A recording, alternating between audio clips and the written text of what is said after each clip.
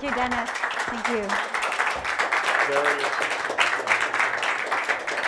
You're thinking maybe we should change the talk to when your friends give you the 9 p.m. slot, because you're then the headliners, I was just told. So thank you so much. In all the practices I'm a part of, we always start with gratitude. And so thank you to this land. Thank you to the family that's hosting us. Thank you to the McKenna Academy. Thank you to all of you for being here, listening to us, and some of our cool friends who are online. ICEERS, as Dennis is a super fan, and we're very, very grateful. So we're an organization that's been around 12 years or so now, and we work around the transforming society's relationship with psychoactive plants, and particularly we're working on issues related to globalization of these plants. As plants travel and come to new places, there's been all sorts of opportunities and challenges, and we particularly focus on plants with a history of traditional use. So in this talk, just to sort of frame it a little bit, we're going to reflect about a number of topics. There's a lot of things that are happening. We have never been here before as a society that plants have reached and the way that they have reached. This is all very new. It's also very complex. So, we will be necessarily simplifying things. We're going to be using stories. We're going to be using metaphors. We're going to be using polarities. These are not descriptions, you shouldn't confuse the map with the territory. This is not descriptions of what is happening, but simplifications that will help us think about these things from certain sort of perspectives, right? So I will start with a story, because I said we're going to tell stories. Once upon a time, there was a wild cactus that was harvested by traditional local peoples to make a very special drink. The cactus was called agave, and this drink was called mezcal. And then one day, just about a decade ago, it was discovered by hipsters and other people like us, in faraway lands. And, a bunch of bars and mixologists in the West began to promote mezcal as an artisanal drink. And mezcalerias popped up in big cities everywhere. And production grew and grew as demand grew and grew. And companies got into the business and exports rose. And, between 2013 and 2017, the exports of mezcal quadrupled to 2.7 million liters a year, and 2 years later, the figure doubled again to 5.8 million liters a year. So in 7 years, production multiplied by 6. By production, I mean a drink that was made out of a plant that only grew wild, and that took years to grow, as you know, because that's mezcal, they grow slowly. So if you can think of something multiplying by 7, and that depends on something that comes from the wilderness and that actually grows really slow, well, so what came next. The mezcal creve, great wild agave plants are vanishing in Mexico. When the boom started, it felt, for the people that were involved in the mezcal business, it felt like a great chance and a great opportunity. But the cost of this popularity only became apparent, many years afterwards. The downsides of popularity. What happens when something is local product becomes an industry. They've seen over-harvesting in the wild. Over 100 species are dependent on the flowers of the agave plant. So this entire ecosystem has been at threat. And then to start cultivating, they cut down the forests and deforest some of the natural habitat of wild agave, start monocropping. With monocropping, they were using clones. The clones started getting sick.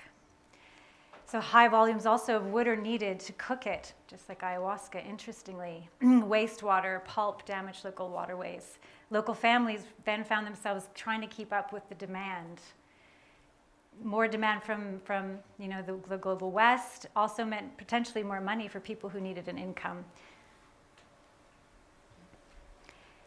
So there's been more increased awareness of the threat to mezcal. So people are becoming more aware of sustainability issues. There's been a push for traceable agave. There's been a push to ban wild harvest.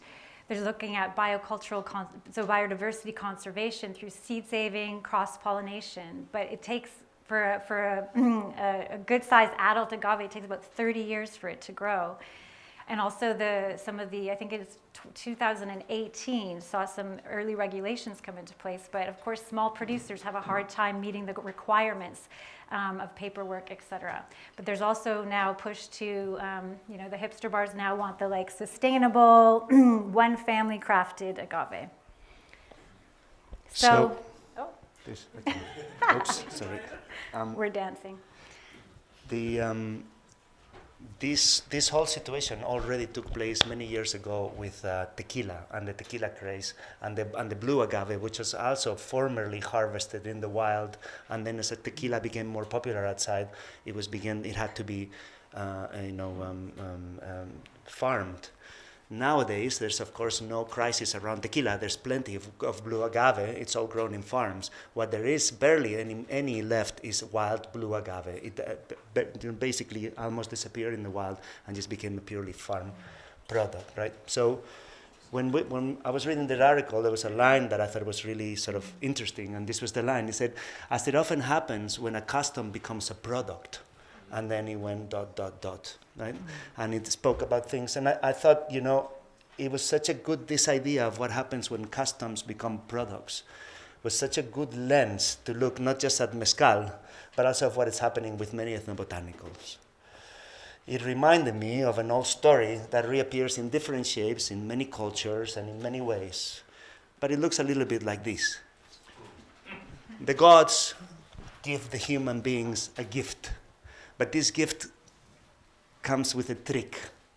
Depending on how you treat the gift, depending how much you respect it, depending on your relationship to the gift will turn into a blessing or it will turn into a curse. It will give you rewards or it will take revenge on you. And both things happen within the same gift, right?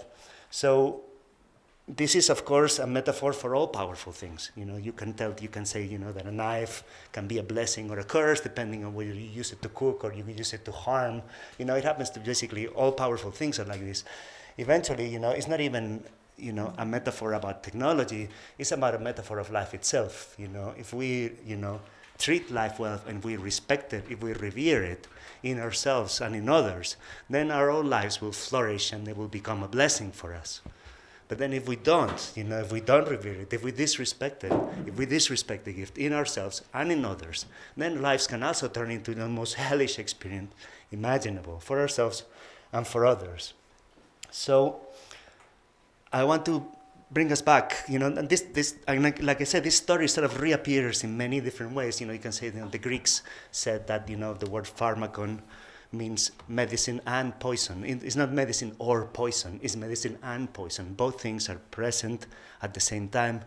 And we also saw in the very interesting presentation about China, this idea of this sort of from potency to poison, right, which is much more agreeable. I like the way that it's a continuum, right? It's not a polarity. It's not two doors and one door is all good and one door is all bad. It's both things are going to be present, and somewhere in that continuum, it's sort of the freedom of or the will or the respect with which people treat this thing, right? So, like I said, this is the way of thinking about things. I'm not trying to paint a polarized reality, but I'll bring us back to ethnobotanicals and look at this sort of story again. Tobacco, as we all know here, I don't need to say it. It is the king of American shamanic inebriants. It is widely used North and South America. It is smoked, inhaled, drank, licked, chewed. In the indigenous cultures where it's used, it teaches strength, it teaches wisdom, it teaches clarity. It helps humans to live better. Like a Makuna shaman said, it is the father of thought. Tobacco is what helps people think well and speak well. Yet, we turned tobacco from a custom into a product. And then it became a curse for us. It became the leading cause of preventable death worldwide, which is what tobacco is. So, how did we get to this? How is something that in indigenous culture is a blessing and a medicine becomes in our cultures a curse and sort of revenge, right? Indigenous people would say that we didn't respect or revere tobacco, and that's exactly what we got.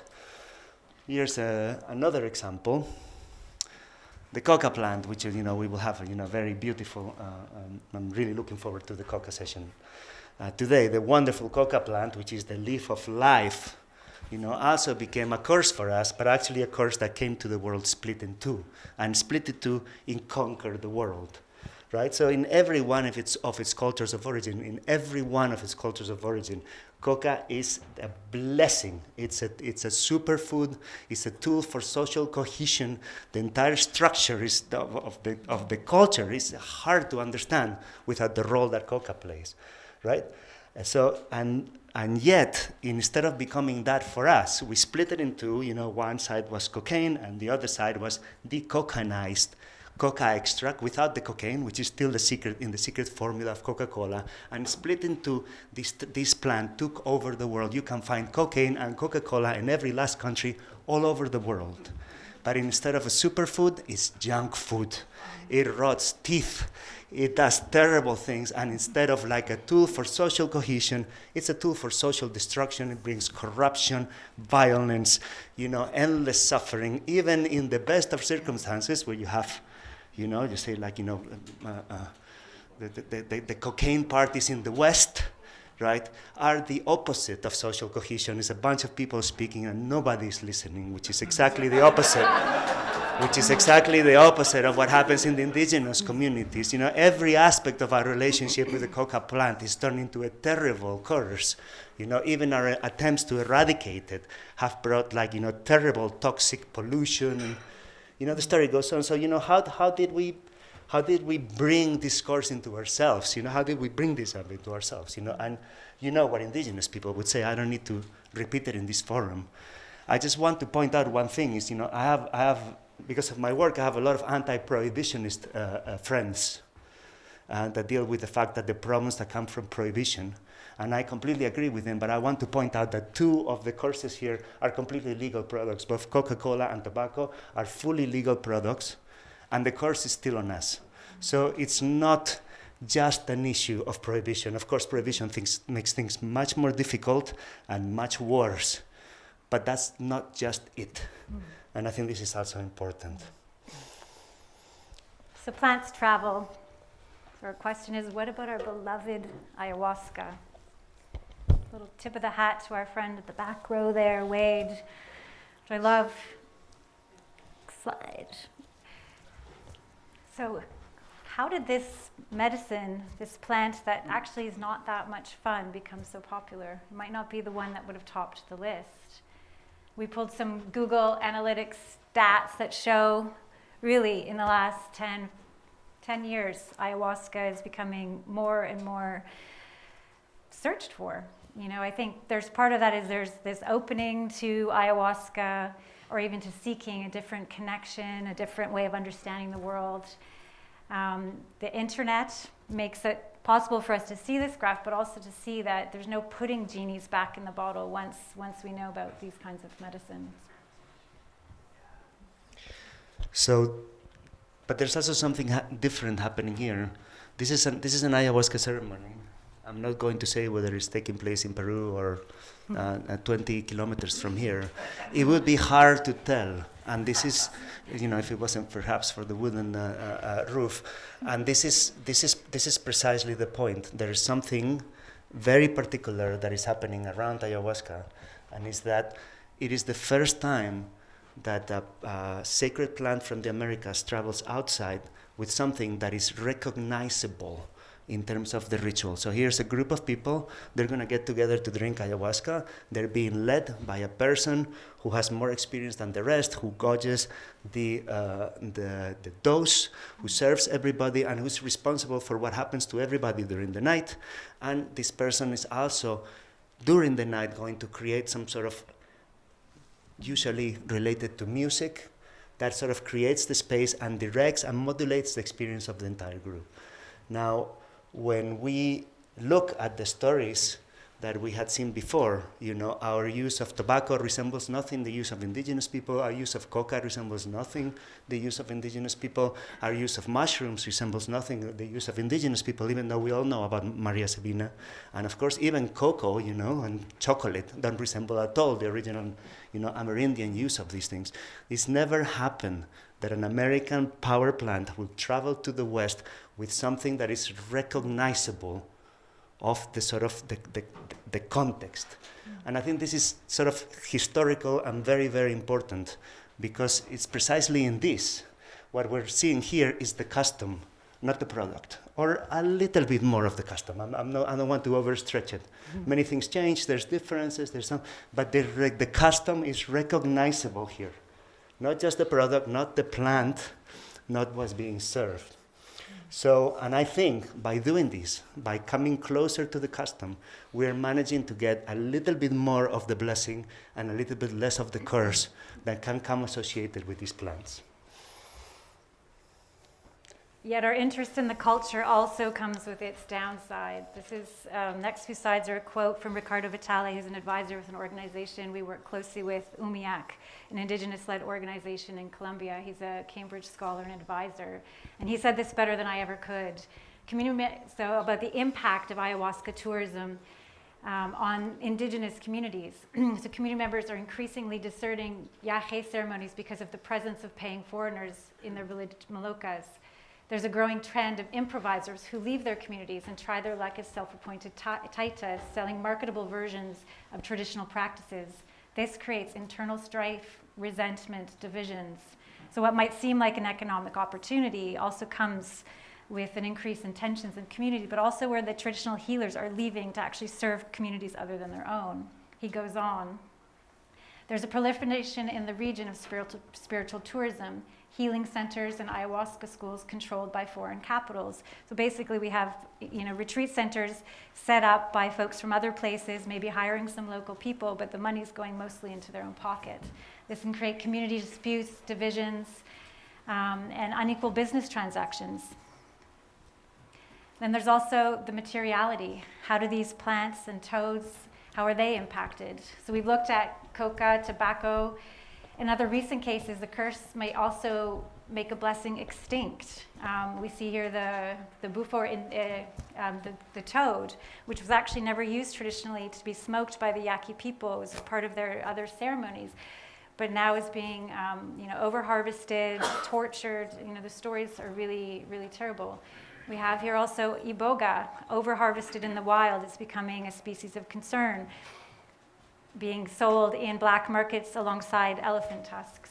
Peyote, territories being destroyed, through mining and other industries, cattle ranches. So the native habitat for peyote, in addition to over-harvesting, is becoming a concern. And then here on the right is also, I think, a really interesting story. There's these hidden side consequences when we look to cultures and we start to revere them, the cultures that are not our own. This article on the right speaks about research published in the journal Conservation, Science, and Practice. The booming ayahuasca tourism industry may be an overlooked threat facing jaguars. You go to the markets of Iquitos, you get your jaguar tooth to come home after you've had your ayahuasca experience. Other species start to face the consequences when there's a growing interest.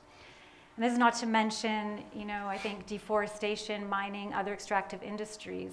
While people are having an impact on these medicines, climate change and deforestation are probably the biggest concerns. So the question then is, do real friends take all your goodies without concern for you and your family?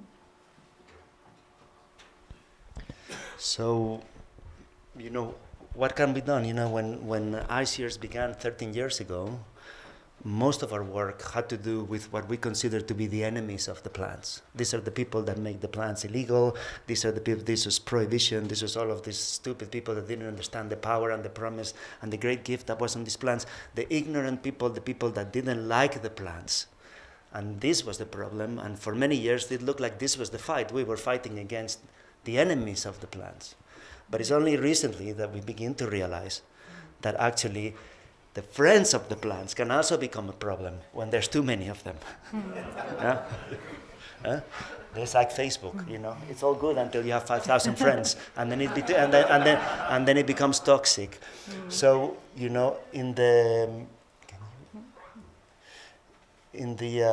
so what we're going to look, for the rest of this presentation is just a number of, we wouldn't call it solutions, but because they're not, but they're sort of antidotes, of ways to think about what can be done both inside and outside of the countries of origin.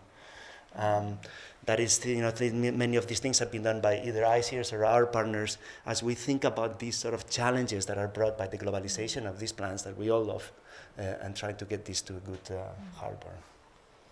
So this is the place where I actually need to take a deep breath, because that was a lot. And I was thinking today, can you love something to death? Or can we frame it a different way, that we protect what we love? And so the 5 elements on this slide for me represent some of the work that I've been doing with some colleagues, really kind of taking more of a systems level approach, thinking about how do we shift the frame away from extractivism. I think of them almost as antidotes to extractivism. What happens when we come into right relationship? These medicines, I think, the greatest hope is that they have the ability to wake us up to our connection to life. We are facing the 6th mass extinction. I think I'm probably not the only one in the room who hopes that these medicines, these plants, these fungi are part of what it will take to reconnect ourselves to something bigger than ourselves. So how do we do things differently? It's a great opportunity. So starting with the frame of biocultural sustainability or regeneration, thinking about the diversity of life being made up not only of the diversity of plants and animal species, but also of humans and human cultures. The forest is not somewhere we want to move everybody out of the forest so that it can regenerate. Humans always have had really intricate relationships with their natural environments. It's a much cited statistic that 80% of the world's biodiversity is protected and under the protection of indigenous peoples. So it's about listening, about looking at the whole system, not just the extracted substances. For some reason, this quote had to make it into this slide. I was in a meeting recently with the Taboo leader, Emika, and he said, "Is it the plants of knowledge that bring us healing, or is it the integral perspective of the healers, the wise ones, and their deep study that has the capacity to turn it into a medicine?" And there's something there that really struck me, that a plant or a fungi, they have their own lives, and it's through the interactions with people who develop over time, through indigenous science, really, relationships that have communities and people and individuals understand the depth of experience and relationship and the medicine that is there. So when we have a lens of biocultural sustainability, how did these medicines become medicines in the first place? When we extract medicines from their homelands, from their stewards, it's a disregard of this link. So supporting the maintenance of ecosystems and cultures of these places as determined by those first peoples is essential.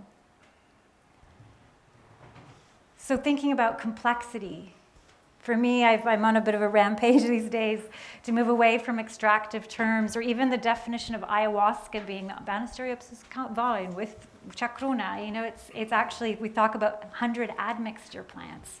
Thinking about governments that put people in jail, calling ayahuasca a preparation of DMT. So how do we bring the lens back and actually look at the whole picture, the whole context of the web of life, the web of knowledge that creates this? I think that this frame, and starting to frame how we talk about these medicines, takes us a step away from this extractivist perspective, where it's something that I can go somewhere else and have. So the second key step for me is about reconciliation and reparation. Reciprocity, which I'll get to, is quite a buzzword these days. It's give back to Indigenous people, but we can't really go there until we've gone through reparations and reconciliations, until we've listened to Indigenous people, until we've witnessed the harms that have been done to land. Not to blame ourselves or to feel guilty, but to actually really be in understanding.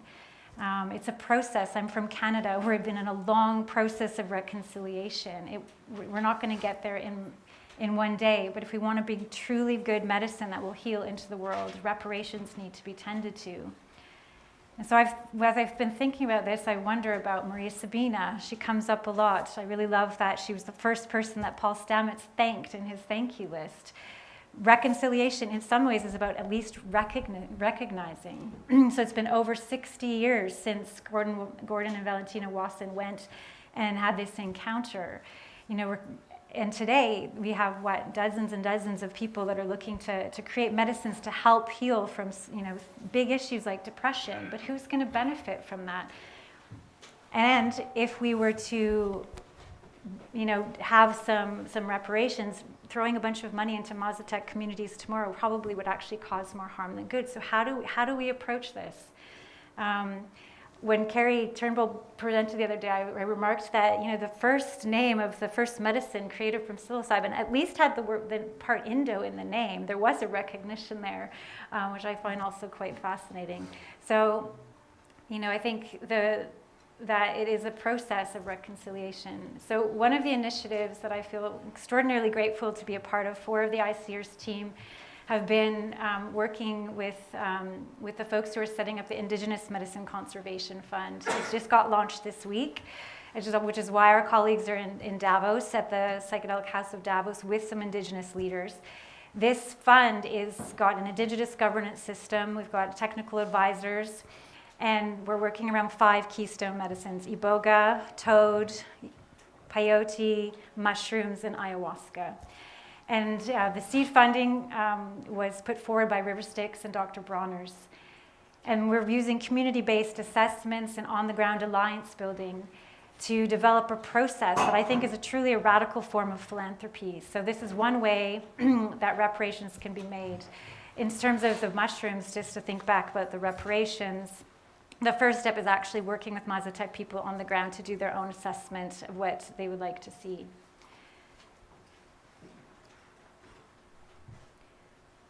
So another antidote to extractivism is benefit sharing, and of course consent comes before that. I love the giddy excitement. There might be more psychoactive plants out there. Well, hopefully this time around we could actually have consent from the peoples whose knowledge that is. Benefit sharing, again, if we come back to this kind of buzzword of reciprocity, what people are often talking about these days is actually benefit sharing. How do we share the benefits back with the original peoples?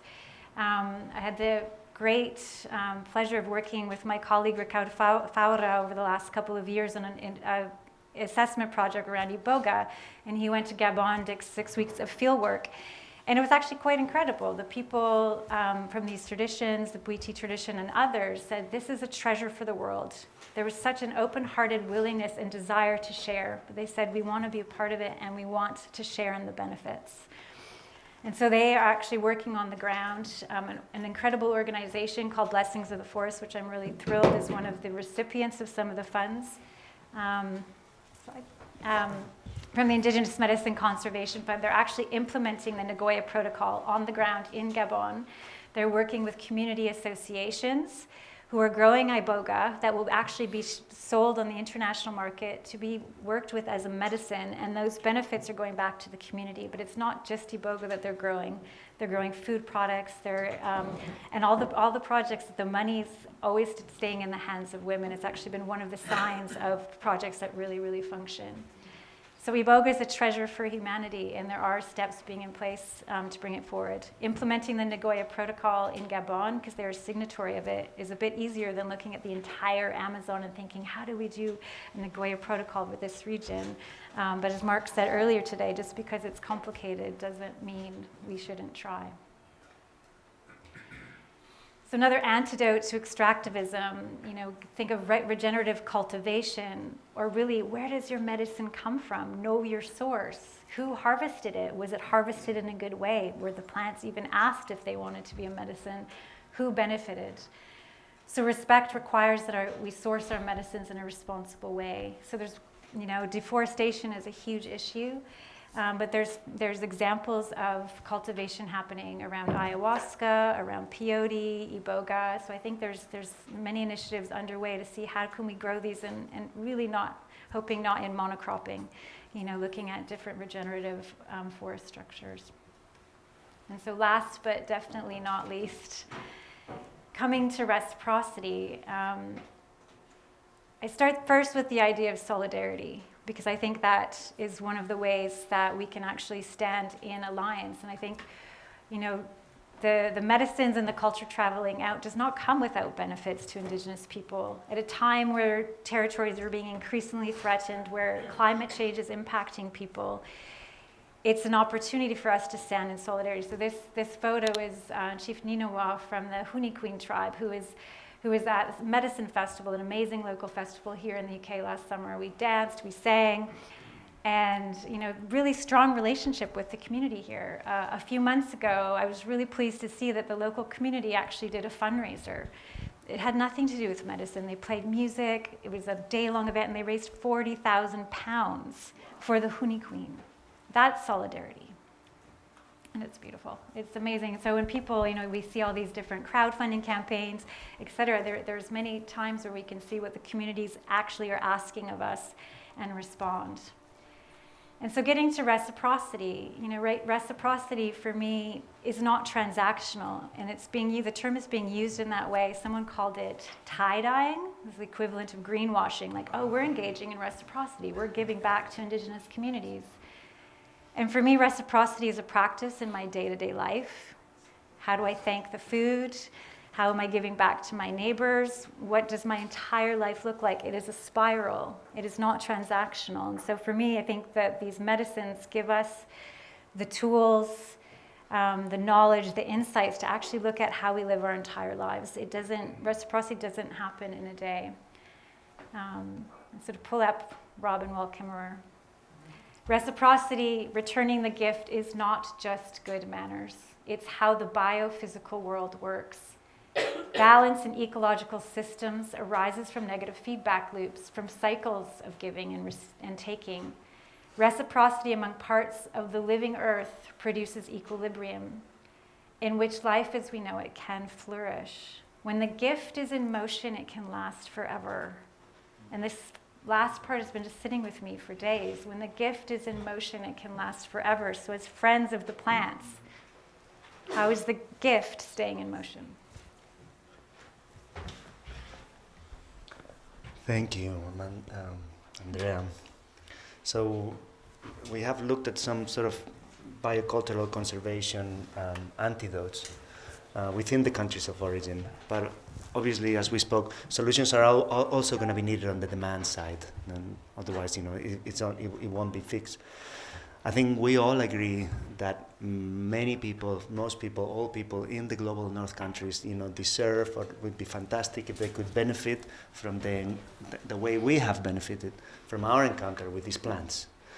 But how can we do this? So how can we access that so many people can have, safe and legal access to these plants, while also protecting the biocultural sources? So without, while avoiding that your friends become the problem. Right? In ICEERS, we've been working over 10 years on the complexities of the globalization of plant medicines, and that's the word, the complexities of the globalization. It's very complex. And our current approach is based on systemic interventions that happen both inside and outside of the countries of origin.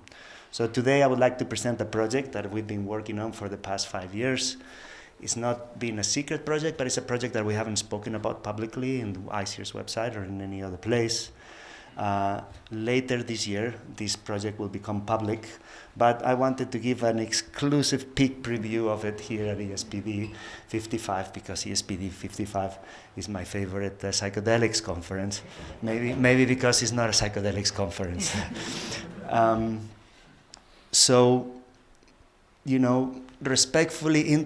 Respectful integration outside of the countries of origin. Obviously, there's a sort of built-in assumption here, and is that it's not integrated in our culture yet. This is something that will happen in the future. We cannot say today, even though it's happening, that it's in any way integrated into our societies, right? So this has to do, and a lot of this project has to do with the future of this, with what would the respectful integration of plant medicines in our societies outside of the countries of origin look like. And for that, you need to go into the future, and you need to sort of, because the future doesn't exist, as we see, you sort of imagine or project or sort of model, or, there's many ways to talk about it, but you need to create certain sort of thought experiments of what this future, this thing that doesn't exist yet, could look like. And one, easy way to go about it is to sort of think about, what's the worst and the best that could happen, and what is the thing that we would most like to happen, or what is the thing that we would least like to happen. I like this image because there's, again, the similarity between. So, the dystopia, it's fairly easy to imagine, you know. I can imagine, you know, a very big building with a bunch of very small rooms, and in each of those rooms there's a bed, and in that bed there's a person laying down, and they have a mask, and they have some headphones, and they have just taken a hallucinogenic pharmaceutical compound. They are by themselves.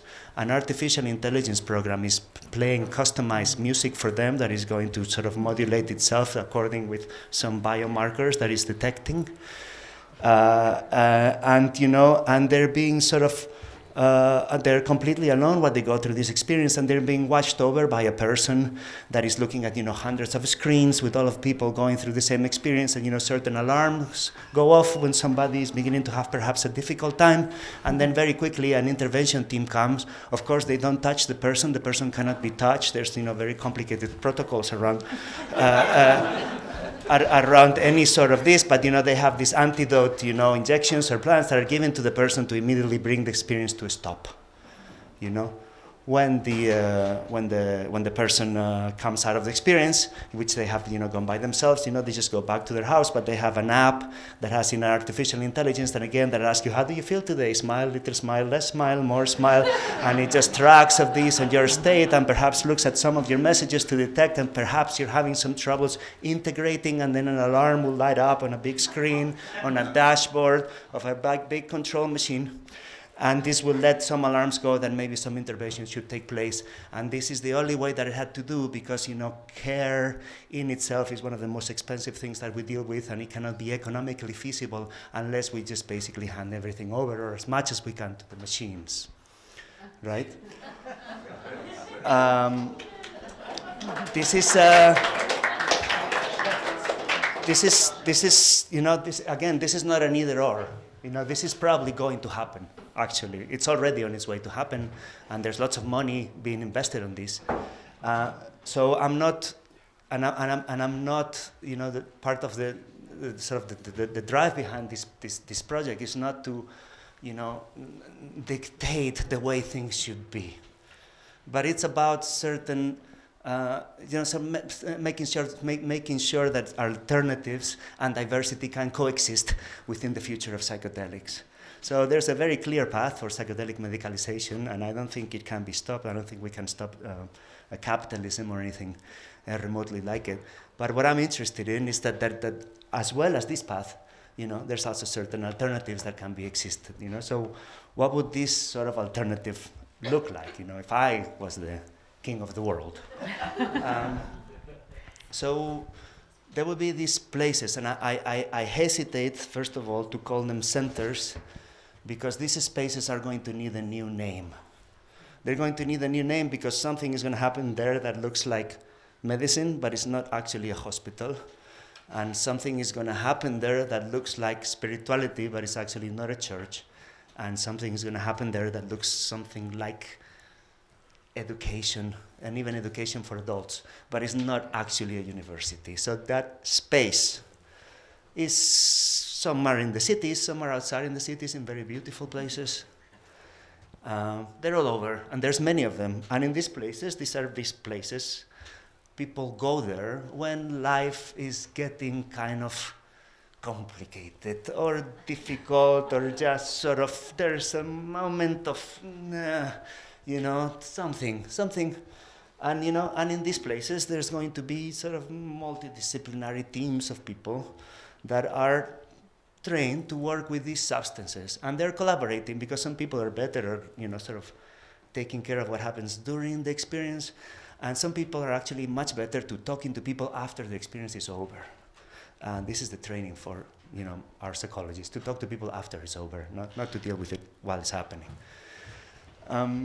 These people are collaborating, and these centers take many shapes. And this is not about medicine, though medicine is a part of it. But really, what they have to do with something that is closer to life stages. This is something that happens as people move from one place to the other. And as they move from one place to the other, they need to be sort of helped and supported in this. And then in here, these plants can help. But the plants are just a part of it. You know, what's important is that people are being held before they are handed back into society and they're ready to rejoin. This is also not about escaping society, but to do it better. And the transitions are a lot more than what we now associate with, or that I imagine. I imagine also, the transition of people who are about to die, and the transition of people who are about to be born, and the transition of young people who are about to become adults, and how all of these things are taken care of, right? So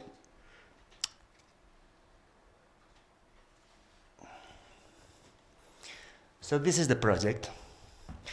The project is called the Ceremonial Plant Futures Incubator. So Futures Incubator, you can,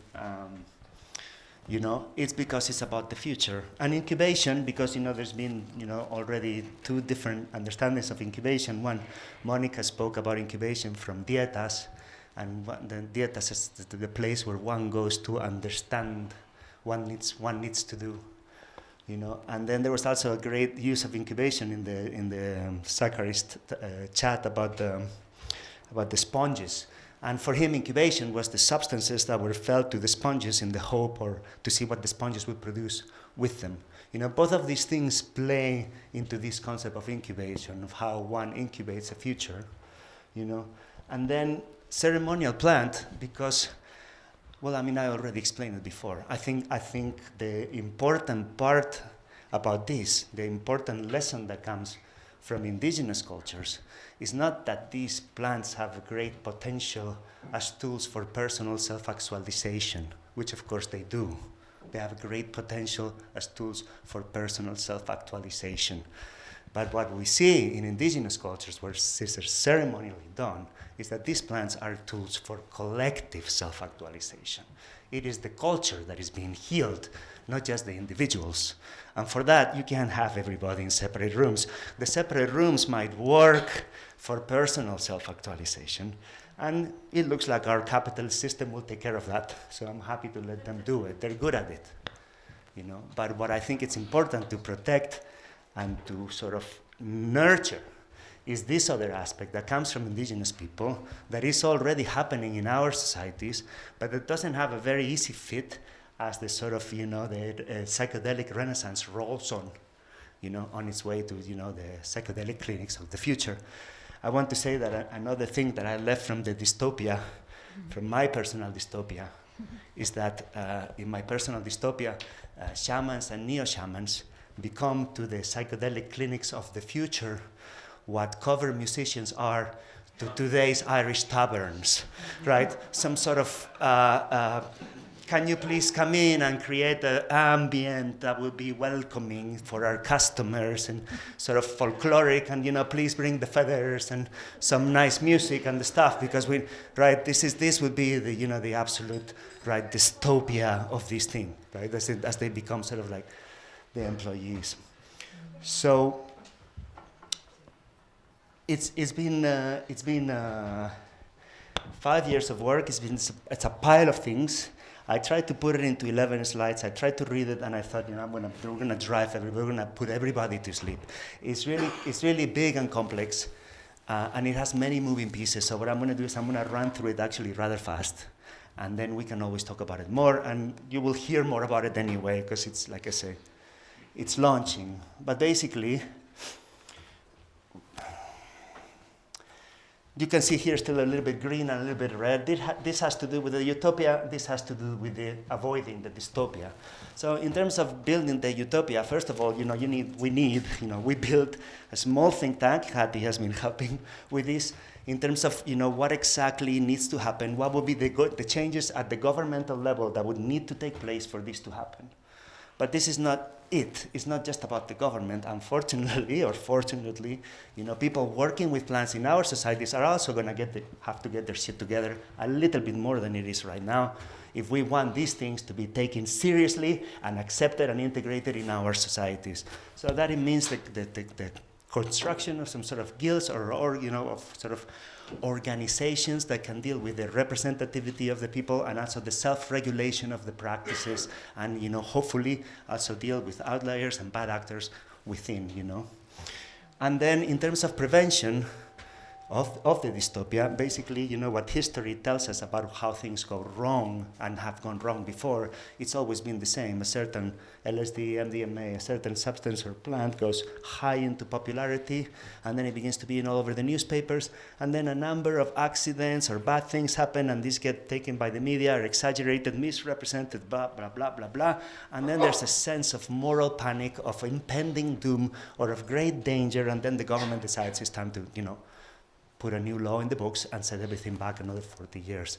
So for this, there's a need for some sort of support center, a hospital where we can in-house, as a community, take care of the victims of this, because there are victims, you know, and also some sort of media arm that can sort of investigate and follow, and media and research arm that can, you know, follow this and investigate and have the last word in terms of these accidents, or these casualties, or these deaths, so we can have real data on what are the real dangers for public health of these substances, because that's the argument the governments make, public health.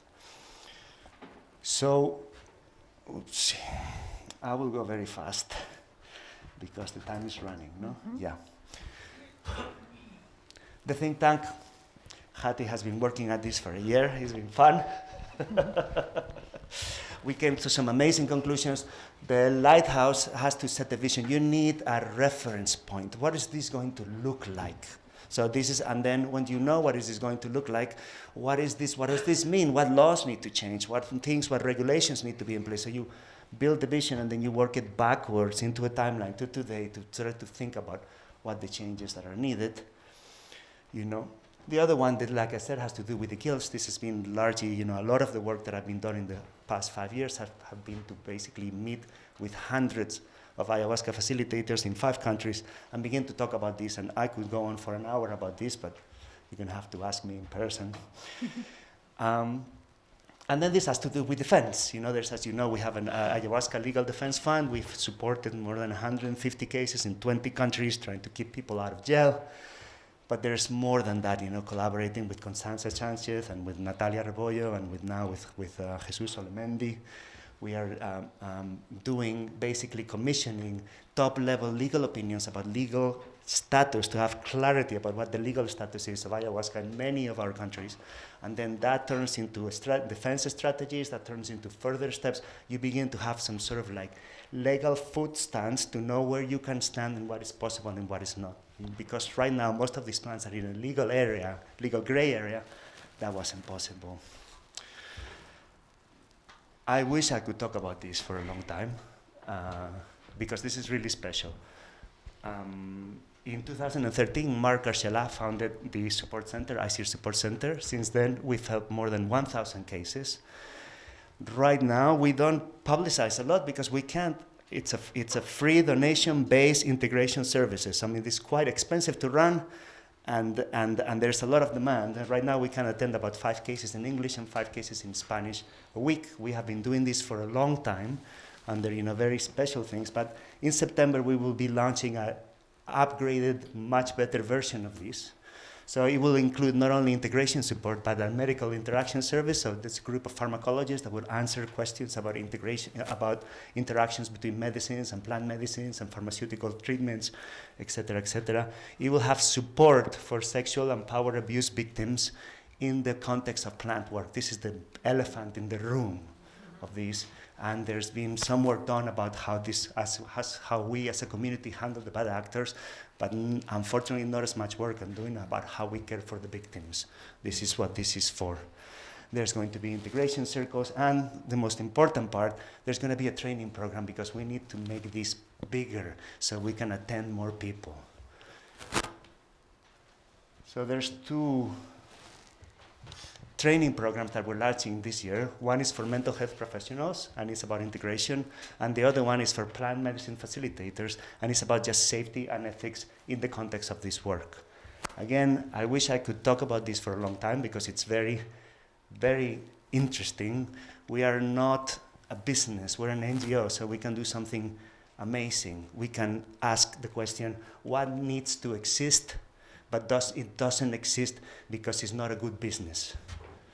and then we can build it because we're an NGO and we're not a business. And I love that. I love that. I come from product design. I had to make so many things that make profit and make sense. And it's such a relief to be able to think in terms of building things and doing things because they're necessary, not because they're going to make profit or because they're going to make, money. So, and then of course you need a media arm, and I'm just going to go very roughly about this. There is every news article, every time, the Chinese say, every time everybody hears the tree that falls off in the forest and nobody hears the other 10,000 trees that keep quietly growing without bothering anybody, right? So you're never going to see in the news, a headline that says, "Man drinks ayahuasca and forgives his brother after 40 years," right? It's never going to happen, right? You're going to see every death that happens to ayahuasca. And every time that somebody writes about ayahuasca, and even if they say nice things, they will have, because of, whatever, they will say something. However, not is all good. In the past 5 years, there's been 5 people dead, or 15 or 20, you have to say this. Now, this looks like a lot, and it's a lot. No deaths are justifiable. But if you cannot put the accidents together with the other number, so if you cannot put the number of drinkers together with the number of casualties, then you actually have no idea of the toxicity or the danger of this thing. So this project, which is taking a year to Carlos Suarez, and it's been incredibly difficult, has been one to look at every death associated to ayahuasca in worldwide media forever, and look as deep as possible into it. So we got 57 of these cases. Most of them have nothing to do with ayahuasca. They're not related to ayahuasca's toxicity, but anyway, 57 cases. And then much harder, try to determine the number of people drinking ayahuasca in 2019, before the pandemic, worldwide. So for this, we took a bunch of, I won't go into that, but we had a number. We have a number, and with very conservative number, it's still quite large. And then when you put it next to them, then everything changes, and you can begin to build very different arguments.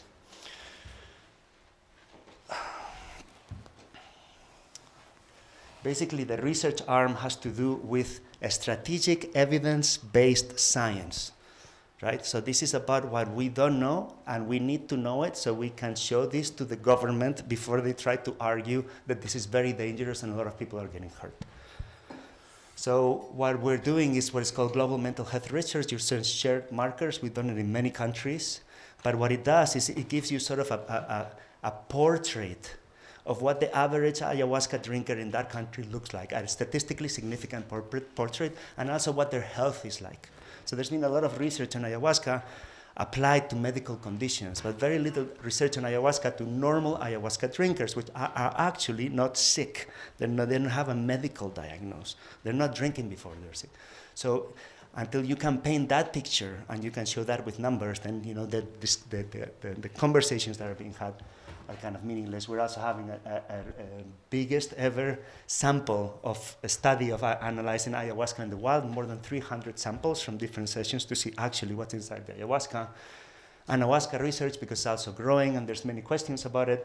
Beta-carbolines research, because at least in Europe now they're beginning to try to forbid the beta-carbolines as well.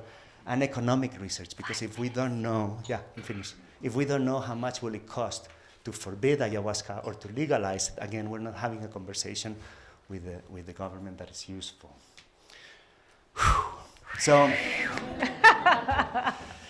So now you see why the logo is many dots, right? It's actually based on a dandelion, but it's many dots because it takes many things. It's a systemic intervention. It takes many things together to be able to sort of bring this to life.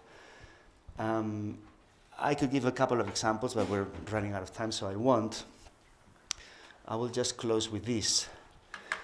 When I began working on this project, which was more than 8 years ago, I was really terrified of the unintended consequences that this could have. That I felt that what I was doing was I was trying to open the way for people outside of the countries of origin to have better, safe, legal access to ayahuasca. How was this going to affect the indigenous people? What happened with when your friends become the problem? Was it even a good idea?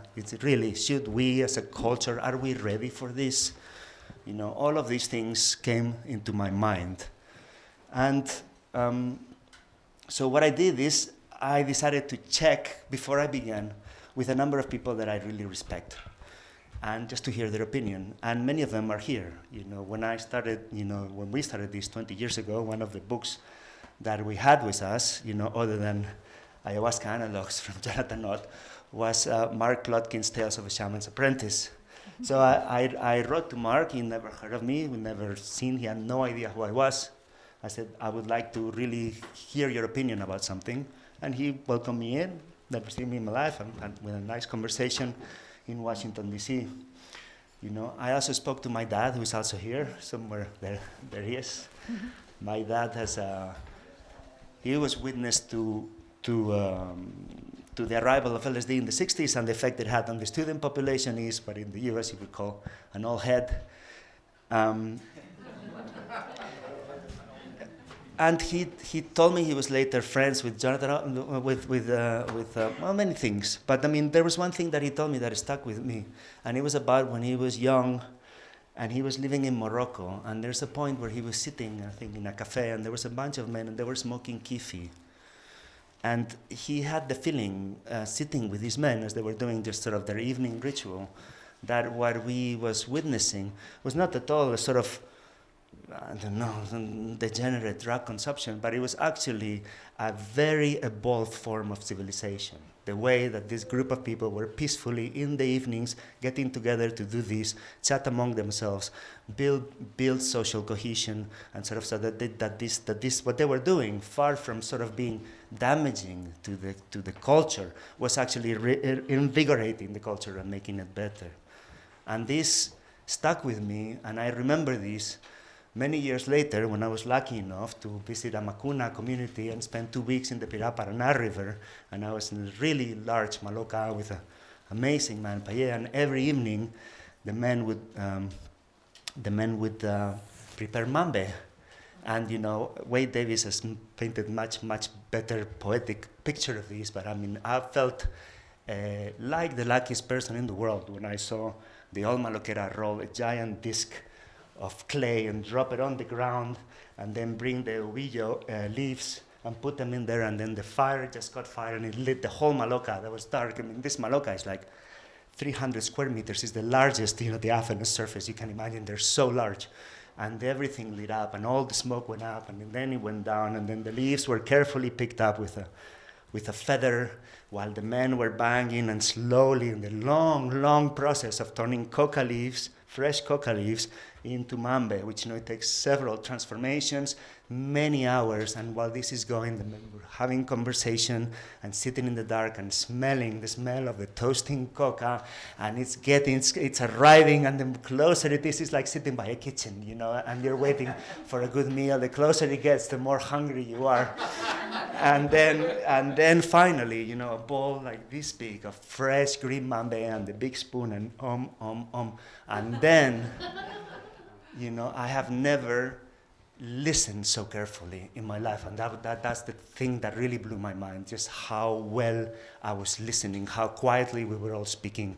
It was the opposite of a cocaine party, and it was indeed, I don't want to say high, a very evolved civilization, and that's what I was witnessing and sharing with. And I realized this is not this idea that indigenous people somehow live in a past. No, they're every day, every bit as contemporary as we are.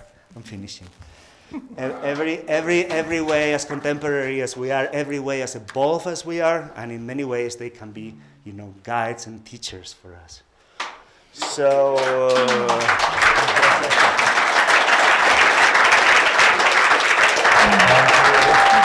Thank you. Thank you. So, as is the way, we have a gratitude sandwich. This work comes from deep listening, from hearing things from all of our partners, from the communities we work with, and reflecting them back. And the invitation is always to engage with us, to join us in creating a different paradigm for integrating traditional plants in a very complex environment of globalization. So thank you specifically to the iSeers team. And I want to also really thank Katy Wells, who's not only collaborating with Jero, but has also been kind of my thought partner around reciprocity for the entire last year. And also tip of the hat to Rachel, who has sorted my life out more times than I can remember in the last several months, but particularly the last few days. And thank you all for being here and listening. And I also have a couple of thank you. We're almost there. I want to thank Luis Eduardo Luna, who gave me ayahuasca for the first time.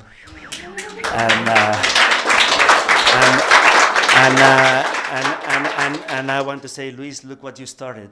And also I want to thank Christian Jochnik, who, when I was starting this project, and it was very hard to convince people to even begin to understand a project about building a future that didn't exist, totally went for it, has been supported us, has been sort of a keystone supporter, an enabler of this whole project. It wouldn't exist without him. So if I told Luis, look what you started, I would tell you, look what you created. Thank you very much.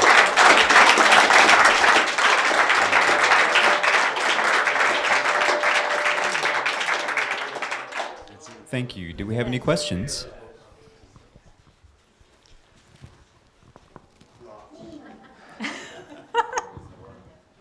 Yeah, I have lots of questions, but I actually just want to start by saying thank you for all of the thought that you put into this and the heart, which is clear. My name is Brian Pace, and I'm a part of Symposia, and in the spirit of deep listening, I want to entreat everyone here and everyone listening on the live stream to listen to the Symposia New York Magazine collaboration cover story, Power Trip. It speaks to the elephant in the room, which would be practitioner sexual abuse and misconduct, culty stuff. I want to thank you for bringing it up in your talk as we are discussing possible futures. Your talk was a discussion of what happens when your friends are the problem. So I want to just thank you for that. The ask is take a listen, do some deep listening, maybe confront the shadow. As we try and have this transformation culturally. I did want to direct people to a fundraiser for Megan Buisson, who is a survivor and one of the individuals who made the Power Trip story robust, and she's still out there. One last thing that I just wanted to mention in terms of things perhaps getting out of pocket, dystopia and utopia. I've thought a little bit about how these drugs they're drugs. They don't necessarily make us better. They make things more magnified or amplified. And I wonder, do you have any thoughts about the possibility, given the syncretic nature of all psychedelic religions right now, of the possibility of psychedelic megachurches, prosperity gospel? It's not the question I expected to get tonight. Well, I had lots of questions, but I just wanted to lodge that one. So I'm going to hand this microphone off. Thank you. Thank you again. Mega churches. No, I hadn't thought about that at all. Things can get quite large in Brazil. I've seen, Santo Daime ceremonies with hundreds of people, and still not mega church level. I'm not a daimista. I have a lot of respect for them. I've spent a lot of time with the Santo Daime, and I have learned many beautiful things. I think there's an enormous amount of what you could call best practices that can be learned from the Brazilian religions. For example, how they deal with profit, how they deal with advertising, how they deal with proselytism. How they deal with the relationship between the day-to-day jobs and the job at the church. Many things, once you start asking questions, without going into the doctrines or even sort of the spiritual aspects, very, very practical aspects about how they're organized, I find very, very inspiring. In a way, they've been pioneers in sort of brokering this sort of relationship between people who are drinking ayahuasca and people who are not drinking, your neighbors who are not drinking ayahuasca in, more, non-indigenous cultures. So in those 60 years that they've been doing this, they really developed, you know, a whole bunch of very, very interesting practices. Yeah. Well, tradition. I think too with cultivation, there's some of the best examples of ayahuasca cultivation, and actually reconnecting the youth to the forest and actually thinking more about the forest being, just really in that devotion. So it is interesting. I do think I'd like to see what the future looks like in terms of, you know, the ayahuasca churches have been some of the only ones to have legal access to use in Canada and the US, and I've always dreamt of seeing that expanded to legal practices for people with different kinds of animistic or more traditional perspectives or traditions. Yeah, thank you. But Brian. I mean, I should stress that when I focus on the utopia, I tend to assume that most everything bad that can happen will happen.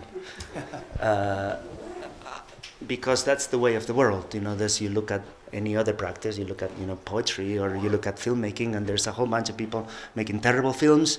You know, there's some people that are doing a little bit better films, and some people doing amazing films, and there's a very small group of people that are deeply committed to the art of filmmaking and that are every day pushing forth the edge and the envelope of the thing, right? So what you see that is built is you build Academy of Arts, you build places that celebrate the people that are pushing the frontiers of the art and are doing good work, and you hope that inspires, but you can't really build an academy against bad films or some sort of attempt to do it. And that doesn't mean that when people hurt one another, there shouldn't be consequences.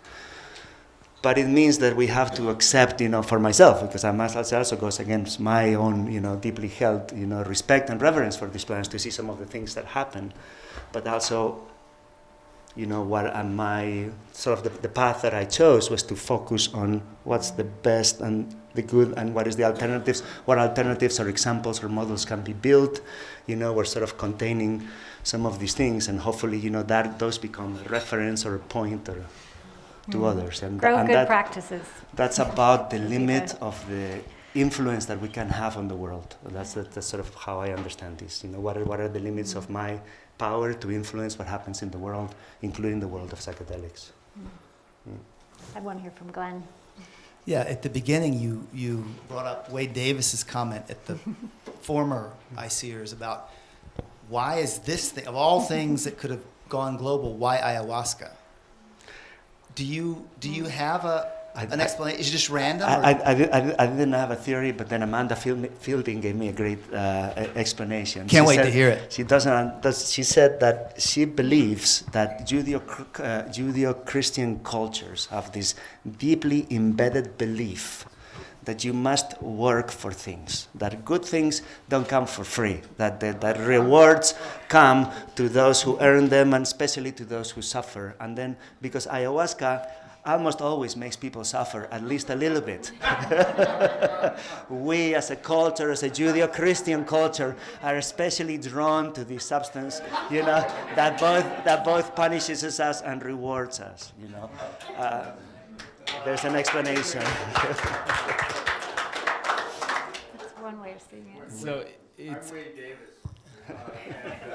Hi, Wade. I think you don't need to do that. And I encourage people to ship to San Pedro for an easier view.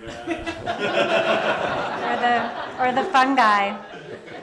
I think, you know, on some level, just coming back to why now? And I loved who was talking yesterday about the shaman being the diplomat with the natural world, this kind of older form of shamanism. And I actually invite us to go back there, where we actually engage with these practices as a way to reconnect to ourselves, to Gaia, and to life itself, because I think that's the most critical importance today. Thank you. Here, I wanted to say thank you, first of all, very much, and I want to acknowledge that you very clearly and explicitly work with plants. My question has to do with fungi. Great one. And you were talking about reciprocity, and I would really like to hear your thoughts about the case of reciprocity with psilocybin and with psilocybe in a scenario in which we're witnessing the development of an industry with a species that's different from the one that was ancestrally used in wildlife. What do you think about the term reciprocity and the action that is expected and communicated in a case when the species are different and mostly really not shared. I think it's a good question. So ICEERS, there is some educational information on our website about fungi, but we haven't specifically focused on it. I think in terms of, so there's the species and the plant, or the materiality itself might be different, but the knowledge, sorry, thank you. And you're explicitly excluding them, just saying. Thank you. The fungi, thank you, I appreciate the correction. Themselves, there's the materiality, but there's also the knowledge. There's something that happened in that moment with Maria Sabina that sparked a knowledge that kind of came out in a web. And so to not acknowledge that, here in the UK, people are like, oh, our ancestors probably engaged with these mushrooms, but we don't have a living lineage of that. And so in terms of reciprocity, I think it's a really huge question, and I've been thinking about it. And I think part of it is reparations. I think part of it is in terms of with the Mazatec people, this assessment that the Indigenous Medicine Conservation Fund is doing to ask and look at what does that look like. I can't actually say. I think on one level, so, I have heard that some people also say it's about access. So maybe it's not about flooding a ton of money into these regions of people who with this ancestral relationship with the fungi, but also looking at access. So maybe it's about ensuring that access is more equitable to the people who actually end up having access to these medicines. So I think there's a few different layers, but I think it's a good think tank process, and I welcome insights into how do we do that, because we know it's not just about money, and money can cause a lot of harm. And so in the work that's being done with the Indigenous Medicine Conservation Fund, that's really at the forefront of looking at how to not cause more harm by sharing money to fund projects, and also providing capacity building to support people as they actually implement their initiatives. So thank you. Annette, can I have one last? Yeah. Thank you, Jeronimo, for the recognition there, but I wanted to give it back to you and to ICEERS. I have to say, I'm involved in a number of projects, some commercial, some not commercial, and I've always enjoyed interacting with the whole ICEERS team. And I think what I love with the ICEERS team, which I sometimes feel with both kind of like psychedelics and the plant medicine world, is that we get somehow we fall in love with our, it's so close to our hearts that it's very hard to stay disciplined and to search for truth and not search for the arguments, and to really be very honest about not trying to find the justification for the thing that we desire in our hearts, but actually look at reality for what it is and search the truth and be honest to it and challenge ourselves every day. And I think Ben and you, who I've interacted with the most, I think you really live this and embody this, and I feel it comes through with ICEER's work. So I have a deep appreciation for that, and that also made me feel very comfortable supporting you guys with very lack of clarity on where it actually would go. And I'm very pleased to see what has come out of it, and I think this presentation is very informative, but I've gone very deep with you in the discussions on each of these topics, and the level of thought and consideration and work that has gone in is tremendous, and I think it's going to yield so many very important and useful insights that will benefit the whole community. And I think two things that I want to point out that I think is really important. One is the legal work that you do in Spain. I think is tremendous, especially at a time where it's actually moving backwards in many areas. And I think Spain is in a very good place right now, and I think a lot of it has to do not just by ICEERS, but the broader community and the proactive work and the engagement work, and just the fact that ICEERS have published a manual on safe plant medicine practices together with the Generalitat of Catalonia is tremendous. I really think that's a huge milestone and something for everyone to look at and try to recreate wherever they operate. But that also leads into one interesting perspective that you put out, like, okay, we have the psychedelic drug development route, and it will be protected by the legal institutions and the process and everything, and that's not going anywhere. And then we have kind of indigenous rights, religious rights. No one is going to easily move Santo Daime or Native American church or even Shipibo traditions this is going to continue in their countries of origin. But as decriminalized nature inevitably moves forward and it spreads, the neo-shamanic community is going to be in a very vulnerable position. And I think this is the work that I think is very, very important that you are doing, and very successfully building these associations. And Holland is just flying, Israel is doing super well, and the others are coming. I think it's really super important work, because it's not just about protecting them. It's like, it's a treasure of society. These are people that have been trained and educated over decades and developed skills and insights and knowledge, and that can be one of the most valuable resource in really understanding and how this can be brought. And they should really have a seat at the table and be recognized for the wisdom that they have developed and the skills that they have developed. And I think this will be a very important contribution with this project. And I'm very excited to see where you guys go from here. Thank you. Thank you.